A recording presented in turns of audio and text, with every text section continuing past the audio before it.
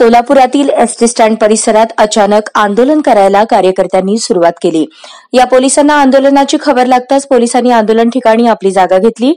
आंदोलनादरम्यान पोलिसांचा कडक बंदोबस्त लावला। कार्यकर्ते रस्त्यावरच बसून आंदोलनाला सुरुवात केली। पोलिसांनी आंदोलकांना तात्काळ ताब्यात घेतले। रास्ता रोको आंदोलनामुळे स्टँड परिसरात गाड्यांच्या रांगा लागल्यानं रहदारी ठप्प झाली होती। पोलिसांनी तात्काळ आंदोलनकर्त्यांना ताब्यात घेत रस्ता रहदारीला मोकळा केला।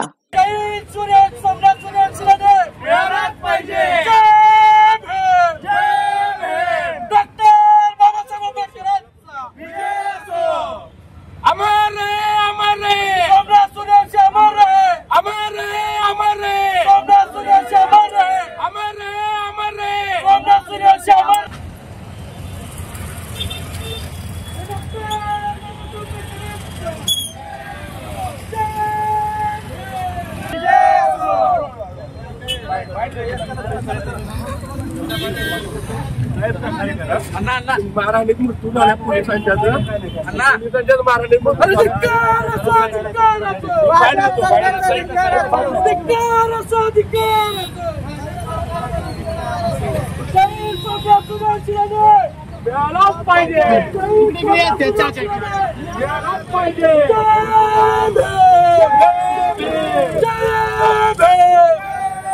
जी संविधानाची मोडतोड करून संविधानाचा अपमान करण्यात आला, त्यामध्ये ज्या तरुणांनी आंदोलन करून ह्या घटनेचा निषेध व्यक्त केला, त्यामध्ये आमच्या सोमनाथ सूर्यवंशी जो वडार समाजाचा असून देखील भीमसैनिक होता, या ॲडव्होकेट असणाऱ्या तरुणांना पोलिसांनी मारहाण करून त्याला मृत्यूमुखी पाडलं, त्याला एवढं मारहाण केलं। याच्या निषेधार्थ आज आम्ही इथं रस्ता रोको केलेला आहे।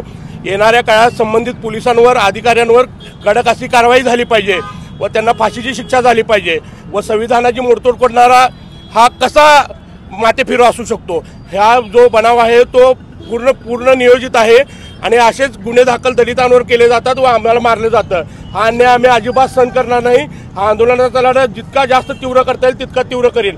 मी या घटनेद्वारे निषेधामार्फत, इतर रस्ता रोकोमार्फत संबंधित फडणवीसांचा आणि अजित पवारांचा, एकनाथ शिंदे यांचा मी निषेध व्यक्त करतो। मी परत एकदा महाविकास आघाडीचे नेते देखील फक्त संविधान वाचवा म्हणून मतं मागतात, मताचा जोगवा मागतात, पण परभणीत एवढ्या मोठ्या घटना घडली, आमच्या दलित बांधवाचा, एक ॲडव्होकेट बांधवाचा मृत्यू पडला, त्याच्यावर बोलायला तयार नाहीत, काय करायला तयार नाहीत, त्यांचा देखील निषेध व्यक्त करतो। बाबासाहेबांच्या नावाला धक्का आणि संविधानाच्या नावाला धक्का डेमोक्रेटिक पार्टी ऑफ इंडिया कधीही सहन करणार नाही।